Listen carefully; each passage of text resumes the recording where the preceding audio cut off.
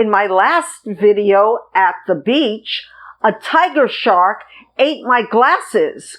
And now my boyfriend is making me wear an old lady chain. Welcome to my birthday book haul.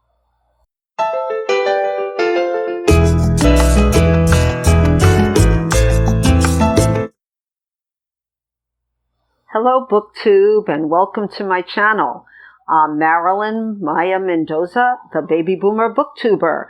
And by the time you watch this, it'll be my 71st birthday. Yay for me! No, really, yay for me. And to celebrate, I have a humongous book haul, and I'm hoping you enjoy it. I'm going to start with the books that I actually bought, that I spent money on, because I think those books reflect what I'm really into.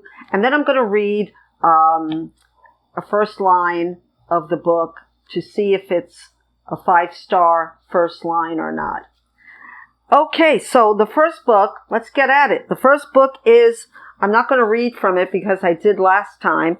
It's A Tree Grows in Brooklyn. And I've always been talking about this book. I read it when I was very young. It's a very important part of who I am because it's set exactly where I lived, in the Coldwater Flats that were torn down, and a projects was built on top of it, which I was brought up in the 50s. So I wanted to add this to my what they call library collecting, where you're fashioning your library, books that you really want to reread. So I bought this, and I was really surprised to find that it's almost 500 pages, and so it's big, and I want to reread it. And I'm going to reread it sooner than later. So, A Tree Grows in Brooklyn by Betty Smith. The second book I want to talk about was because of Sean the Book Maniac. He's the reason why I bought a lot of books.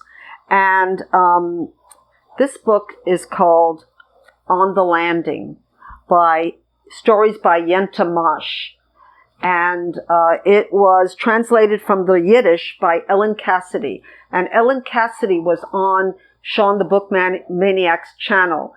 And I was mesmerized by the story of how this book was put together. And I'm very much like her because her father wasn't Jewish and her mother was Jewish. But we have this collective memory and this intergenerational trauma that Jews usually have, and other people from the diaspora, which are many people, First Nation people, even my father, who is Puerto Rican. We come from the diaspora. But anyway, this is a short story collection. I usually don't like short stories because I get enmeshed in the characters, and then I want to read more, and then it's over. And some of these stories are only like two pages long. I'm not going to read the first story, but I'm going to read a first little paragraph of a story that I really liked, or I'm really getting into. I'm reading these from beginning to end because they were put together as Yenta Mosh's sort of her autobiography. And I don't know too much about Siberia, the gulags, and how the Jews fared there. I'm more familiar with the Holocaust version of Jewish history. So this was very interesting to me. And her translation is spot on, and I can tell because my mother spoke Yiddish. And this is also one of the books that I'm reading for women in translation. So let me get to the first chapter, and I'm going to use my mother's accent for this. Or maybe it's my accent. So this is a story. I'm already really far along in this book because I couldn't stop reading. It's mesmerizing. So this story is called The Irony of Fate. And I'll just read you the first paragraph. Hirsch Levinson was almost 80 years old when he learned one day that under Soviet law, he and Esther were not legally married, which meant he wasn't entitled to the extra 10% in pension money he'd been expecting. "May it happen to my enemies," he grumbled over and over to Avram, as if his son were to blame for the torments visited upon him. It wasn't the measly rubles, but the principle of the thing. "What do you mean, not legal? What are we, boyfriend and girlfriend? That would make you a bastard, my son, and the same with your brother and sister. All bastards, ha! But what can you expect from a country that puts Grishka the thief on a stone horse?" So that's the first paragraph of The Irony of Fate. And when I say intergenerational, I can imagine my relatives, my mother speaking that way in Yiddish, but with that kind of accent. "What do you mean?" So, yeah, I find these stories amazing, and I will give you more because I haven't finished it yet in my wrap-up. So that's On the Landing. My next book I bought was in a thrift store, and it's Kazuo Ishiguro, The Remains of the Day. And everybody is familiar with The Remains of the Day. I saw the movie, but I never read the book. And Ishiguro is very popular on Booktube. I mean, right now he has a book out, Clara and the Sun, that's like all over Booktube. And I tell you, I really want to read that, Clara and the Sun, because it's dystopian or maybe a little fantasy, but it's not so much there that I can't get the whole, the theme of what he's trying to say. And I heard that it's very deep. So it's The Remains of the Day is a profoundly compelling story. And I know it's about, without even reading the back, I know it's about a butler and a very repressed butler. I don't know if I heard this on a Booktube channel, but they say take the most repressed butler and dial it up 100%, and then you get the main character here. So it's a portrait of the perfect English butler in his fading insular world in post-war England. So at the end of his 3 decades of service at Darlington Hall, he embarks on a country drive during which he looks back over his career to reassure himself that he has served humanity by serving a great gentleman. But lurking in his memory are doubts about the true nature of Lord Darlington's greatness and graver doubts about his own faith in the man he served. So there's also a romance in this that I remember from the movie. So that's all I remember from this. Okay, so that's The Remains of the Day. The next 2 books might have been recommended to me by Sean or by Lil at Lil's Vintage World, because when I got these after it took a long time to get to Hawaii, so I couldn't remember that I ordered them, and that they probably came from Book Depository. They're English novels, and when I looked it up, it said the author is like Barbara Pym, and I know both of those booktubers love Barbara Pym. So the name is Elizabeth Jane Howard. That's the author. And the first book is called The Long View. And I thought, when I read the blurb, I thought I had to read it to you because it's so different from the way blurbs are nowadays. And what it says is, Elizabeth Jane Howard's long new novel gives the inside story of the marriage of Antonia and Conrad Fleming. It would not be fair to the reader to give away the ingenuous construction of the story. The author chose it because she believes that it contains the possibility of discovering more about situations and people.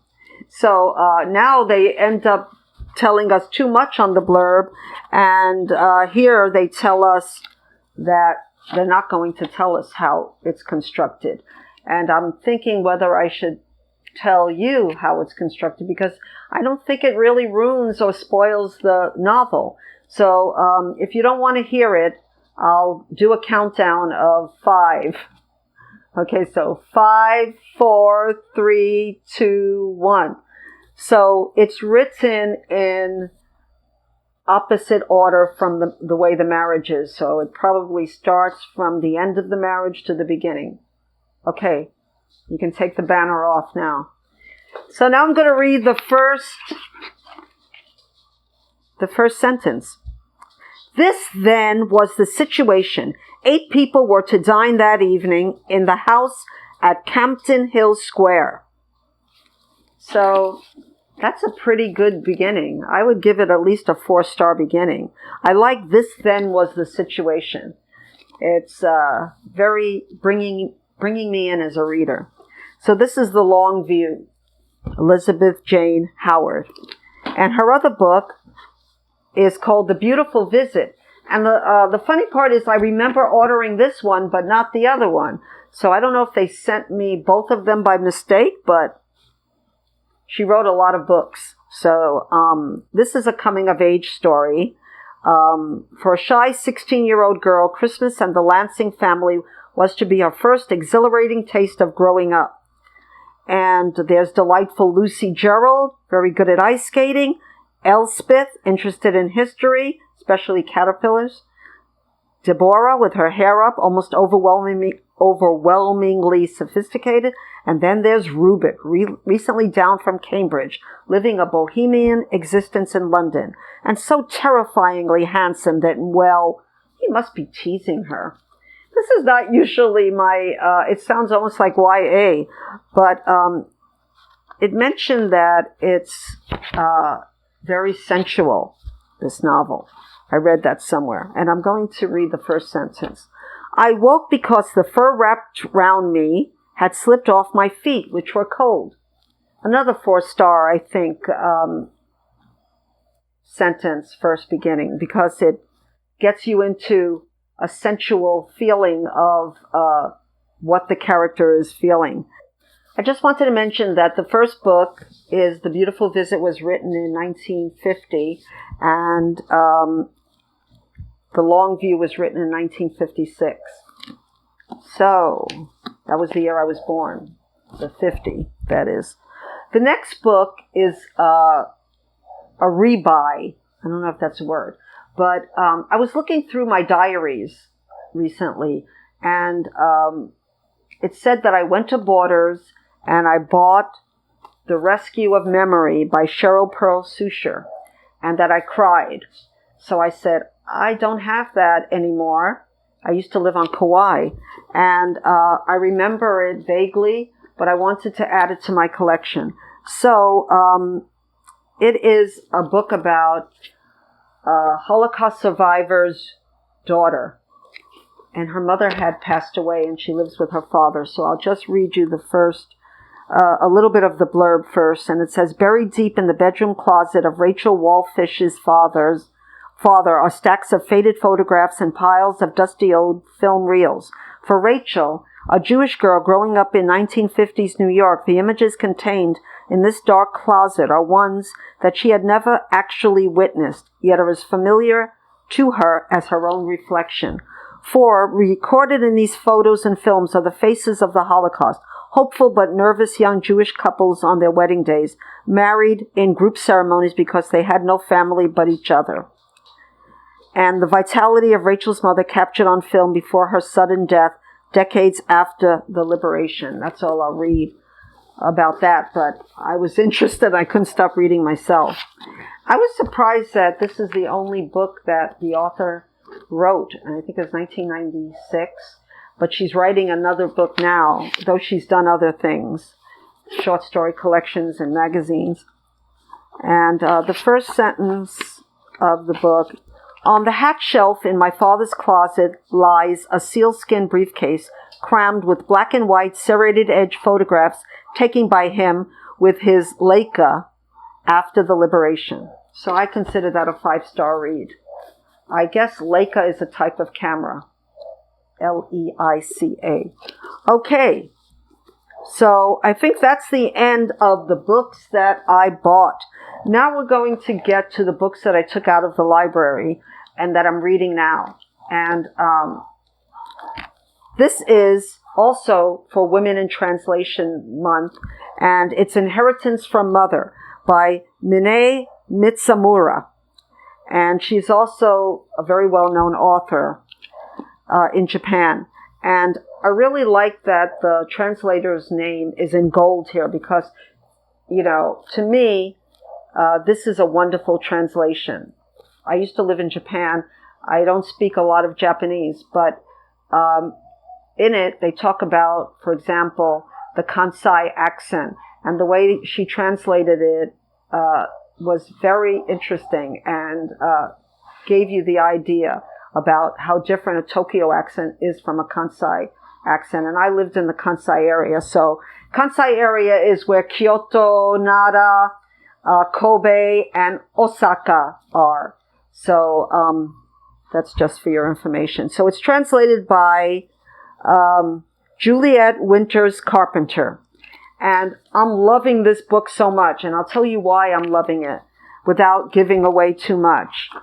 I'm a writer, and I write memoir. This is not a memoir, but the author has a lot of techniques that I use in my writing. In fact, today I did a panel with other writers, and I'm going to have that Margaret Pinard, another booktuber and author-tuber.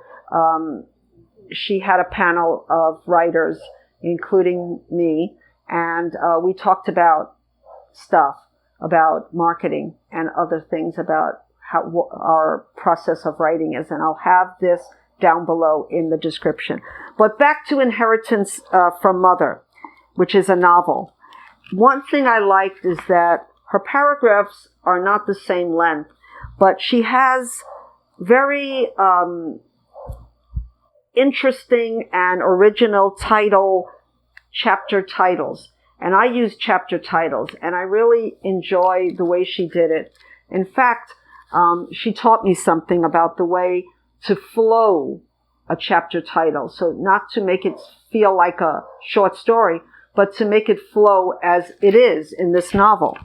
So, well, let me tell you a little bit about it. So it's about Mitsuki Katsura, and it's about her sister too, who's Natsuki. And she's a Japanese woman in her mid-50s, and she's a French language instructor at a private university in Tokyo. Her husband, whom she met in Paris, is a professor at another private university, and he's having an affair with a much younger woman. Yet, what's in the overwhelming theme in this is, in addition to her husband's infidelity, Mitsuki must deal with her ailing 80-something mother, a demanding, self-absorbed woman who is far from the image of the patient, self-sacrificing Japanese matriarch. And she's feeling guilty because she's wishing for her mother's death. And she was the not favorite daughter of her mother, and now she's the one doing all the work, and she's going through a lot of, what a woman in her mid-50s has to go through with the menopause, and though it's not really discussed at this point, but her husband's infidelity. And so they're waiting for the inheritance, basically, for her mother to die. And her mother is she's a very interesting character in this. And I'm loving this book. So it's just, to me, it's perfect so far. I'm not bored. I love it. And I suggest that everyone read it. And everything else that this author wrote, which is, she's the author of a true novel. I wonder what else she wrote. It says she's one of the most important writers in Japan today. She's born in Tokyo, and she moved with her family to Long Island, New York, and then she moved back to Japan. So she won a lot of prizes. So I don't want this video to go too long, but this is a great book. All right, now to a completely different topic. This is a memoir, Know My Name by Chanel Miller. Now, Chanel Miller was known as Emily Doe. So she was known to the world as Emily Doe, and she wrote a victim impact statement that stunned the world, basically. Brock Turner was her rapist. And she was passed out, left behind a dumpster, and he took advantage of her. He basically raped her, though he was stopped in the middle by two Swedish or Norwegian, I think they were Swedish bikers. But she was passed out, and she went through hell during trying to get justice, which she didn't really get. But she wrote this victim impact statement, and now she wrote the book, Know My Name. And this was a hard book for me to read. I still haven't finished all of it. I don't read it from beginning to end. I don't think I can read this book from beginning to end because I had similar experiences in my life. And so I feel this book, it hits me in all the triggers. But I feel that this was a must-read on last month on the M tag. When I said, when the question was, what is your must-read? I felt that I need to honor her by reading this. And I'll tell you about that later. But let me read the first line. I love the first line. She's a wonderful writer, by the way, which makes the book easier to take in. I am shy. In elementary school, for a play about a safari, everyone else was an animal. I was grass. If that's not a 5-star read, I don't know what is. And I was, if you look at the cover of the book, there's gold string all around it. And I was curious about it. And then this is a picture of Chanel Miller. She had another edition of this book where her face was on the cover of the book. But I think she did a second edition where she has this gold braiding. And it says here, on a note on the jacket, the gold veins on the cover represent the Japanese art of Kinsugi, golden repair, in which pieces of broken pottery are mended with powdered gold and lacquer, rather than treating the breaks as blemishes to conceal. The technique shows us that although an object cannot be returned to its original state, fragments can be made whole again. The reason that I'm reading this is because in an essay I wrote that might be in my book, and I'm not going to read you the whole thing, but I talk about the same thing, and that we suffered the same crime. In Japan, there is an art form known as Kinsugi, which is a method of repairing broken ceramics with a special lacquer mixed with gold, silver, or platinum. The philosophy behind this technique is not to disguise the break or crack, but to recognize and embrace the flawed imperfection of it. The gold represents the history of the piece as well as the beauty that through the damage becomes more valuable. So my interpretation, I was talking about being called crazy. So that's what crazy is. And she feels, and this is her truth, that fragments of it can be made whole again. And I believe that my damage, I became more valuable. So it's just two different interpretations, but I really suggest that you read this book if it doesn't trigger you too much.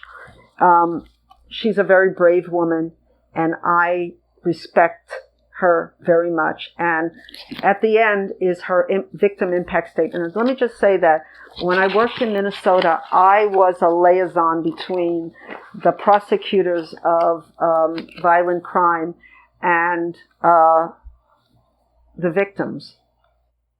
And I help people make victim impact statements. And if you read the end of this book and first, which you can do because it's the victim impact statement, she wrote, you can tell she's a writer. I mean, it's wonderful. And nobody should be raped. Even if you drink too much, no matter what, you shouldn't touch a woman without consent. And that's what she's trying to say in this whole book. It's not her fault, but she was made to feel like it was her fault. But I think she got justice in the end. Okay, so that's Know My Name.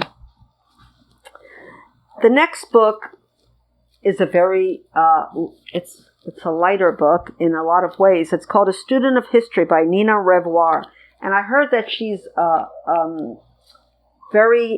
she writes a lot about California history. There's a picture of her in the back.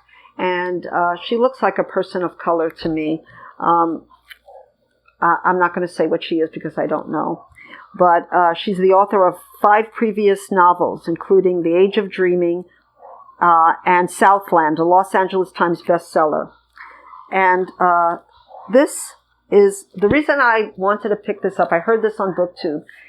There's an older woman in this book, and one of my projects this year and next year is writing about older women. But as I read more on it, it's really about a guy who, and I'll read you what it says. It's a line from Great Expectations, which is a Dickens novel, and it says, "Biddy," said I, after binding her to secrecy, "I want to be a gentleman." And that's from Great Expectations. So it's about a guy, and I'll read you the first sentence. "It started for the same reason that so many other things did then, because of my need for money. I was a graduate student in history in USC, 2 years past my final seminar, lost somewhere in an unwieldy dissertation whose end was still nowhere in sight. I'd met my friend Janet at a cafe near campus. She was moving to San Francisco the next week with her architect girlfriend, worrying aloud, as I often did, about how to stretch my funds for the month." So he finds a job from this friend working for an older woman. And his name is Rick Nagano. He's a graduate student, and he's struggling to make rent on his Los Angeles apartment where his family once lived. So he lands a job as a research assistant for the elderly Mrs. W., the heir to an oil fortune. And he sees it at first simply as a source of extra cash, but as he grows closer to the charming and feisty Mrs. W., he gets drawn into a world of privilege and wealth far different from his racially mixed blue-collar beginnings. So I really liked the breezy way it starts. It reminded me of California, very easy, breezy read. So I'm hoping A Student of History by Nina Revoyr will be a 5-star read for me. We'll see. All right, we're getting to the end, I promise. The next books are leftovers from Jane Austen July, and I'll just mention them. Jane Austen by Carol Shields, and this was in large print, and when I was getting ready for this video, I sort of read most of the book, and it really, I like the way it's written. It's very readable, let's put it that way, about her life and things I didn't know. And this was taken out of the library. The next book is Jane Austen at Home by Lucy Worsley. And I'm going to put this one especially, away until next Jane Austen July. I think I've a little overdosed on Jane Austen. Is that possible? I really love Jane Austen. But, yeah, so I'm not going to read this one. But I heard it's really good. And the next one is a retelling, also from the library, that I am going to try to read. It's by Sarah Doss, Where the Rhythm Takes You. And it takes place it's a retelling of Persuasion, taken place on the Caribbean island of Tobago, where the author is from. So I'm going to read you the first line of this. And I don't usually read YA. I'm not even sure if this is totally YA. But then isn't A Tree Grows in Brooklyn sort of YA? Yeah. Okay. So when I was younger, the holidays promised freedom. No school, no early mornings, nothing but heat, the beach, sunburned lips, sweat-soaked clothes, and sea-scented hair. There were lazy morning lions with nowhere to go, nothing to be done, the hours of the day allowed to unravel without aim or urgency. When I was younger, it also meant music, and where there was music, there was him. So like I'm saying, this is a retelling of Persuasion. So it's about first love, He comes back. Let's see what happens. I heard it's also a lot about music, and my teenhood was also about music, so I'm looking forward to reading this pretty much now. All right, now the next book and the last book was something that I talked about in my last video, and that's a book by an Islamic author, and I picked The Essential Rumi.